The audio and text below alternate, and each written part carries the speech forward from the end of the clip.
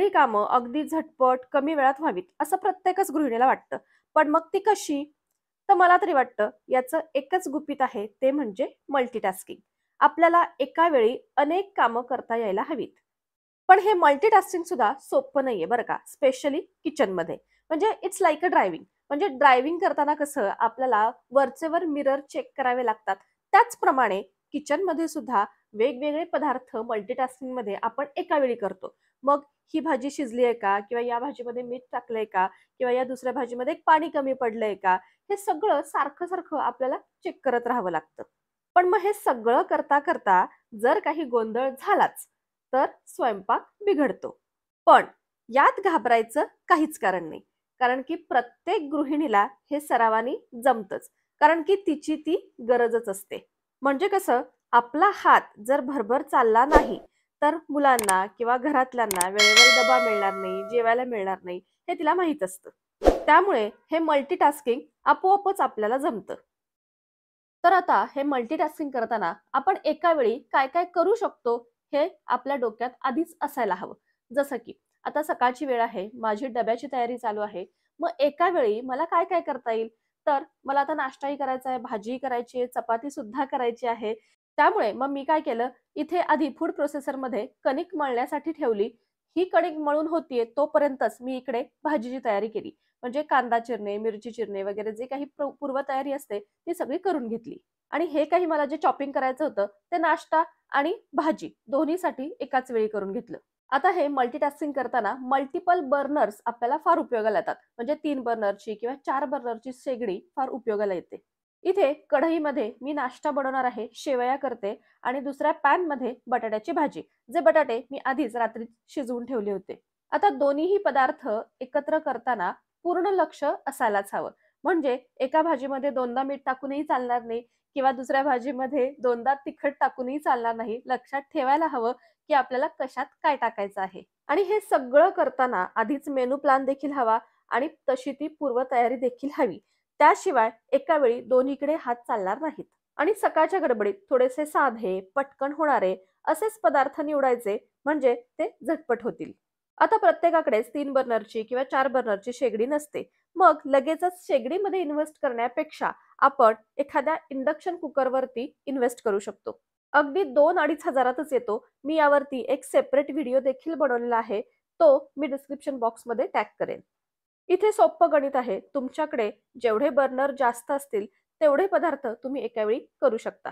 जसं की मी आधी पॅनमध्ये भाजी केली होती. ती झाल्यानंतर तिथेच दूध तापत ठेवलं.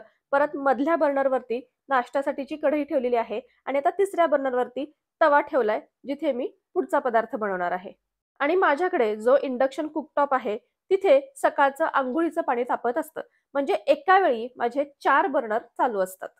आज इथे मी मुलींच्या डब्यासाठी पराठा बाईट्स बनवते आहे. खूप झटपट होतात, याची रेसिपी मी एखाद्या व्हिडिओमध्ये नक्की शेअर करेन. अगदी झटपट होणारे आहेत आणि मुलांना आवडणारे देखील. आता हे पराठे बाईट्स बनवता-बनवता माझं इकडे दूधही तापलं आणि नाश्ता देखील तयार झाला. आणि हे पराठा बाईट्स 5 मिनिटात शॅलो फ्राय होतात. ते देखील 5 मिनिटात तयार होतील. म्हणजे ऑलमोस्ट माझा डबा तर तयार आहे. आता इकडे तोपर्यंत मुलीची अंघोळ वगैरे झाली. आता तिला दूध द्यायचंय.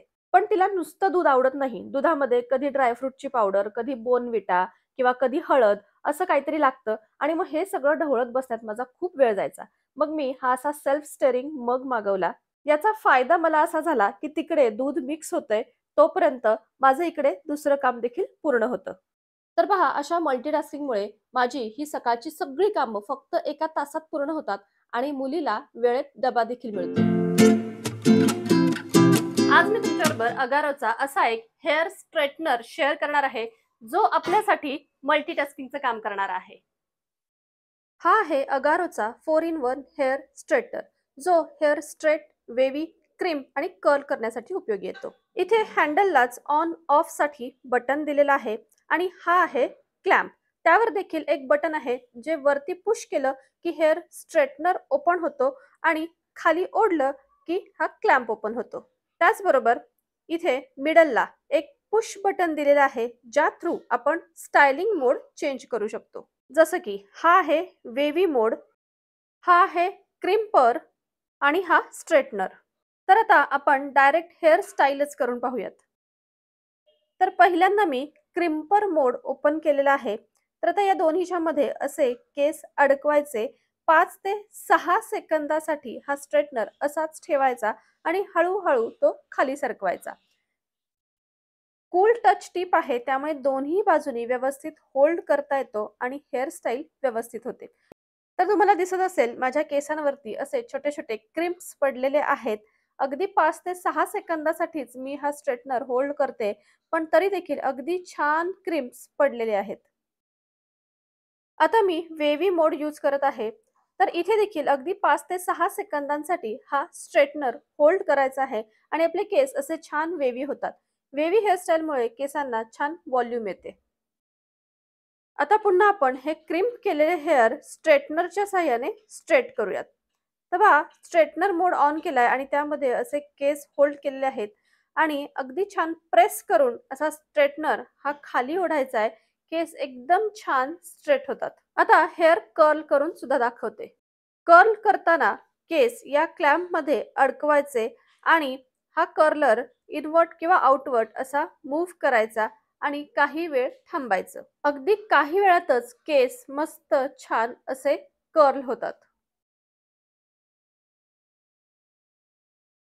तर वेगवेगळ्या हेअरस्टाईलसाठी वेगवेगळे गॅजेट्स घेण्यापेक्षा जर एकच स्ट्रेटनर आपल्याकडे असेल तर आपलं सगळं काम होऊन जाईल. तर हा स्ट्रेटनर तुम्हाला जर घ्यायचा असेल तर याची लिंक डिस्क्रिप्शन बॉक्समध्ये दिलेली आहे, जरूर चेकआउट करा. आता हे मल्टीटास्किंग किचन पुरतं मर्यादित न ठेवता संपूर्ण दिवसभर आपल्याला कंटिन्यू करता यायला हवं. घरातली कामं काही थोडी असतात. एका वेळी एकच काम करत बसलो तर संपूर्ण दिवस सुद्धा पुरणार नाही.